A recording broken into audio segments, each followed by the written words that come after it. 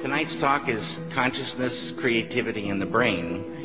And if you have a golf ball-sized consciousness, when you read a book, you'll have a golf ball-sized understanding. When you look out, a golf ball-sized awareness. And when you wake up in the morning, a golf ball-sized wakefulness.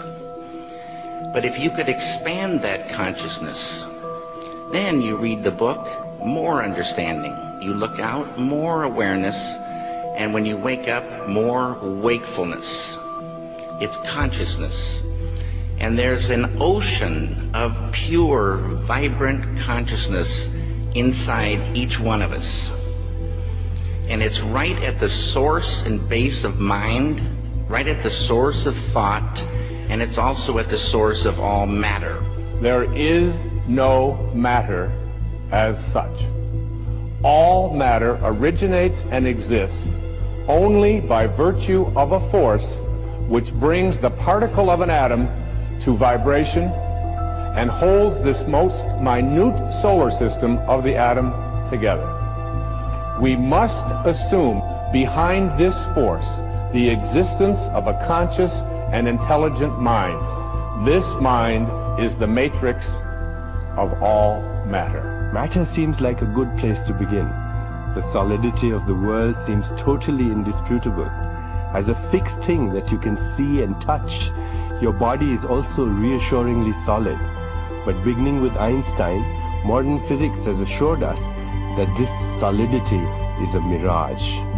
All of physical matter, everything we have around us, is the result of a frequency.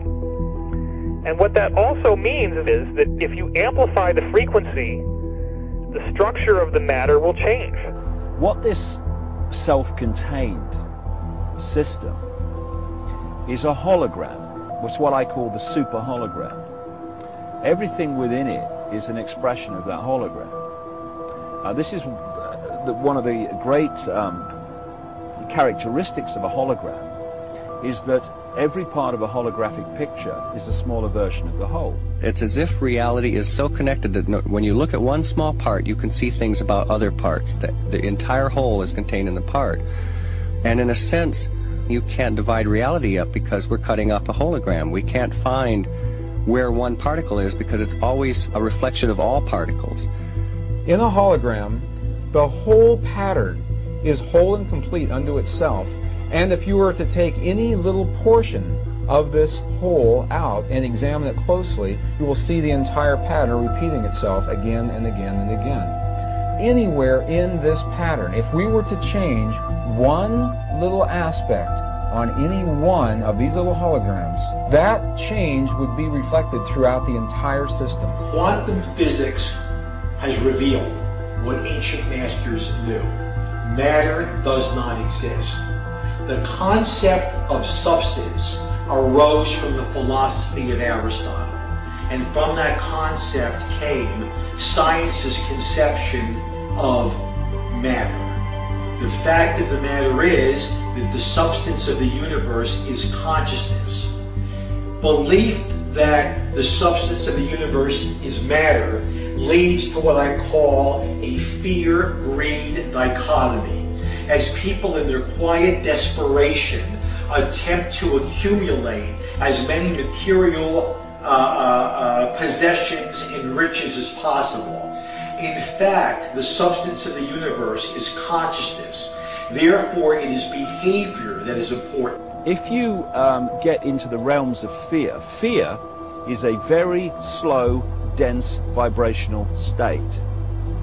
And the more you embody fear, and the whole of this manipulated society is globally is structured to make us fear, to make us have stress, to make us worry about tomorrow, and have guilt about yesterday, and forget about now.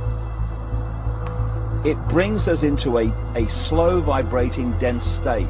We should be very careful about what we believe about the future. The more you attach to a belief system, the more, if reality is holographic, you're helping create it by believing it. And you know, the great clairvoyant Edgar Cayce said that our every thought, that reality is built out of thought, and our every thought starts to build reality, and we're like, every thought is like a spider, we're like spider spinning web, and that web starts to build and build. Information is the key, because this matrix, this illusory reality that we think is real, people say to me, what is the matrix? Answer, it's information. Information creates fractals. As information flow increases, the number of fractals, mathematically speaking, increase. This was demonstrated by a mathematician named Theodore Gordon. Fractals are unpredictable functions, so things are becoming more and more unpredictable.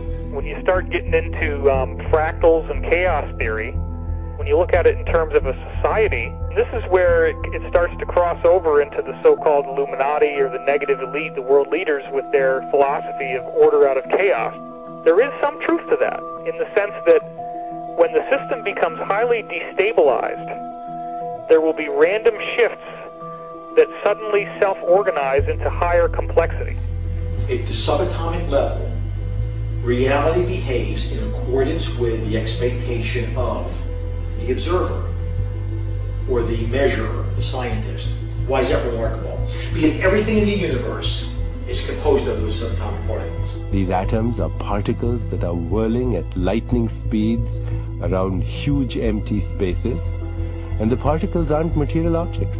They are fluctuations of energy and information in a huge void of energy and information.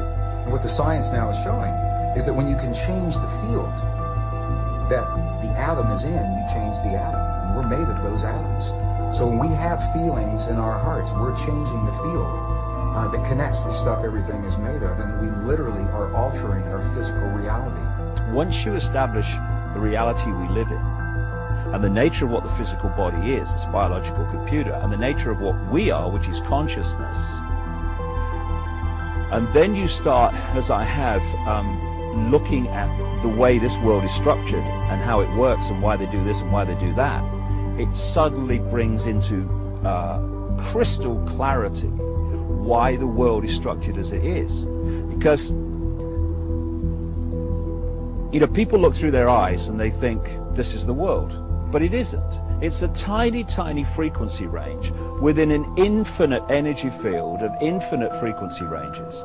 And basically it's like a holographic television channel. It is the act of consciousness that actually creates the building blocks that the universe is made of. I can't imagine a universe that exists without us, because it's the act of us observing the world around us that is creating, allowing us to create as we go in a participatory universe. We may never find the edge of our universe as we're looking to define what this universe looks like. We may never find the smallest particle in the quantum world to see what this stuff is that we're made out of. And the reason is because everywhere we look, everywhere that consciousness explores with the expectation that something will be there, that exploration, that act of looking, observation, is the act that creates something for us to see. That we are actually building this universe as we go. Consciousness is the programming language of the universe. We are consciousness conductors. That's what we do. That's who we are. Consciousness comes through us. It emanates from us. We are the creators. We are the ones who are targeted on this planet because we are the ones who transmit the reality just like everybody else does. If you switch your brain off and you are sucked into the mainstream media illusion, we must understand that we are being used because we create reality. So if we are manipulated in a certain way, and if we are modulated in a certain way, then our creation becomes not ours but somebody else's. And what happens if we all do it? Everyone in this room decides to take control of reality. I'm talking about reality. I'm talking about quantum physics. I'm talking about taking control of things from the quantum level up, from the molecular level up, and it works. What I think is we're actually dealing with is some kind of operating system that can be hacked using words. The world is like a ride at an amusement park, and when you choose to go on it, you think it's real, because that's how powerful our minds are. And the ride goes up and down and round and round. It has thrills and chills, and it's very brightly colored, and it's very loud, and it's fun for a while. Some people have been on the ride for a long time, and they begin to question, is this real or is this just a ride? And other people have remembered, and they come back to us and they say, hey, don't worry, don't be afraid, ever, because this is just a ride.